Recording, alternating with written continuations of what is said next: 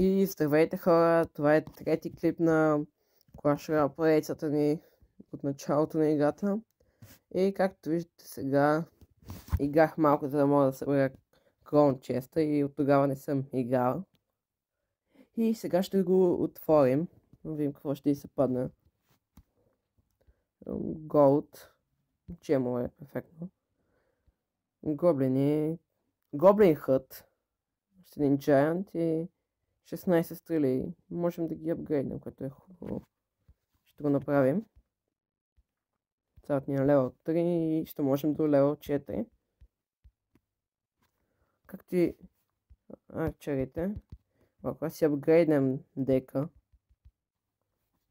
И сега даже да използвам спир гоблините вместо нормалните гоблини, защото бият range damage. А това е много полезно срещу, когато използвам Giant и когато ги слагам зад тях. И сега пак ще се опитаме да съберем Crown Chest и да се сближим възможно най-много до втора арена.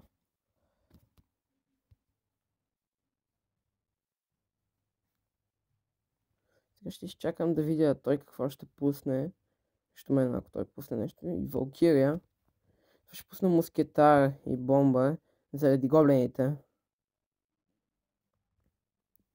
Все пак той успя да вземе доста демидж.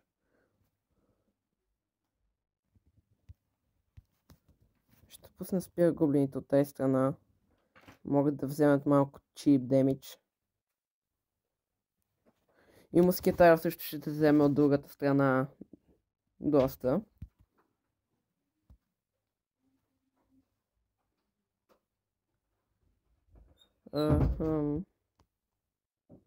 Той остави мускетара си сам. Това сега ще сложим Baby Dragon. Мускетарът е много добър каунтър срещу Baby Dragon. И сега успяхме да сложим добър хелт джайната на кулата и успяхме да вземем, както и този бомбър. Успяхме да убием. Сега мисля първо да вземем и втората му кула, вместо да тръгнем директно за King Tower и чак след това, за да ни е по-лесно да го вземем. Напълно ще игнорираме тази Валкирия и ще започнем нашия пуш.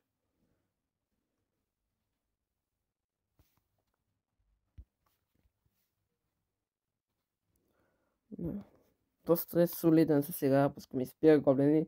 Освен ако той няма Fireball или някакъв друг директен демидж, няма да успее да ни спре.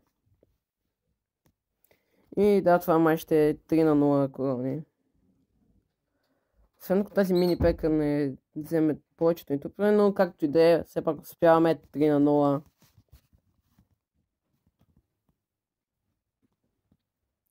Плюс 30 трофея.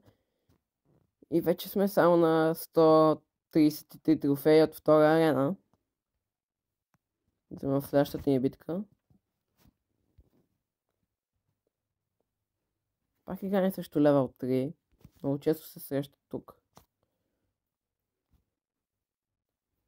О, това е много хубаво. Можем сега да го фаерболнем лесно. Ако той пусне нещо, ще е още по-добре, но това също е доста полезно.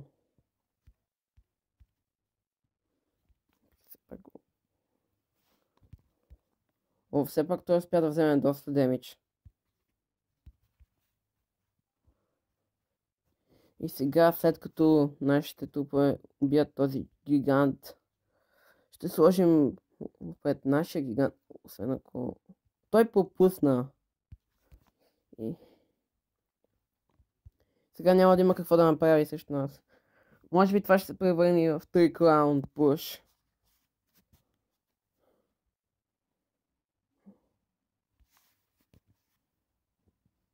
Пускаме скелета най-ми за дистракшена на тази кула, на втората кула. И да, може би. Да, това ще спечелим. И спечелим. Това е много бърза победа за нас. Отново 3 на 0. Плюс 31 трофея.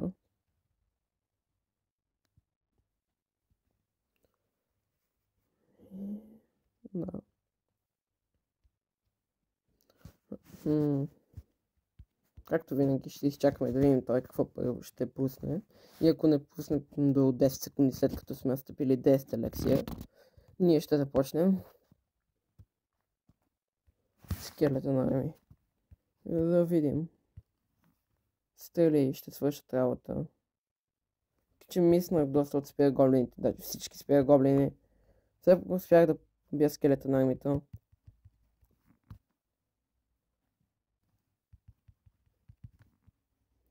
Тук ще пуснем скелета на армията, като ще е много добро срещу неговия найт и неговата мини пека.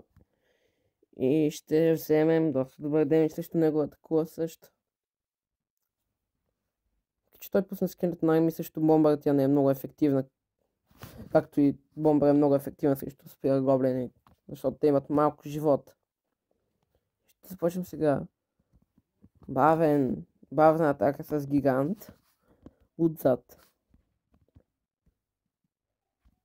Бомба. Арчери. Той също пуска гигант, което е интересно. Да видим какво ще направи. И спира големи, че е пълно. С толкова много трупва ние ще успеем да убием гиганта много по-бързо, отколкото той нашия, но сега той като ни пусне скелета на армия ще успее да ни вземе нашите съпорт трупове, защото те бяха локнати върху кулата му. Въпреки това тя понесе сериозен демидж. Той фаерболва кулата и не знаем защо. Пак ще започнем пуш с гигант. Това е единството, което можем да направим на този етап с тези карти, които имаме.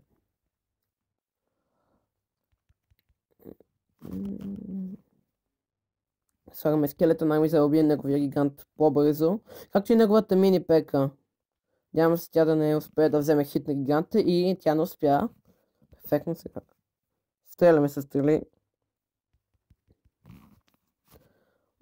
И това се надявам се ще е последно действие в играта. Ще файербълм този нойд, за да е по-бързо. И точно така, отново печелим с 3-0.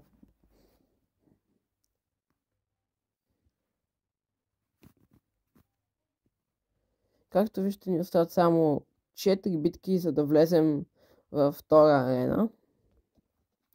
И още една победа. Да вземем поне още един крон. За да вземем крон честа. Много също левел 3.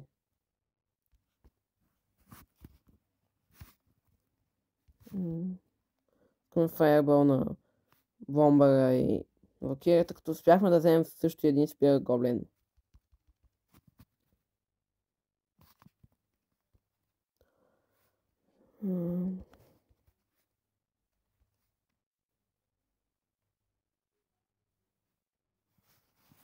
Ще направим пуш с бомбара и гигант. Неговия бомбар уби нашия бомбар заедно с гигант, като взе демидж на гиганта.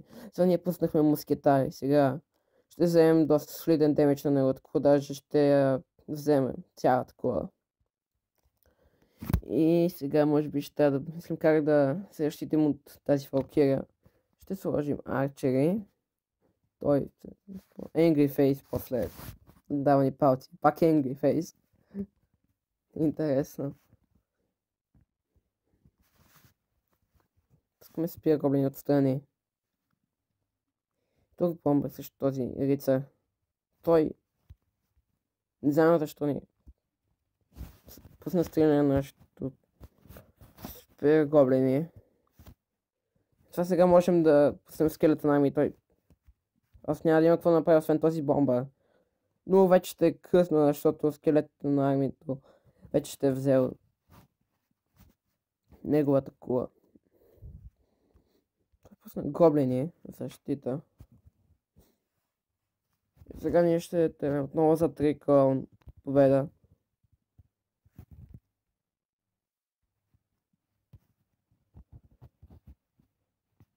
Както виждате, неговия бомбар е левел 4, докато нашия е левел 2. И неговия бомбър може да убие нашия само с един удар, докато на нашия му трябват два, за да убие неговия. Пускаме. Пеката. О, и сега може би ще успеем да вземем неговата трета кула. Пускаме и Fireball. И да, това е печелим само с този път с 3 на 1. И ще отворим Clone Chest. Виждате, вече сме на 358 трофея, 42 трофея от втора арена и сега отваряме пак Clone Chest. Рицар. О, аналогнахме мини пеката. Тя е много полезна карта и спечелихме доста гоблини. Можем да ги апгрейднем. И само искам да ви кажа преди да завършим това видео, че може би по-късно в канала ми ще снимам с по-силния профил, който е Jungle Arena. И ще се опитаме да влезем в Legendary Arena, въпреки че аз вече съм бил там.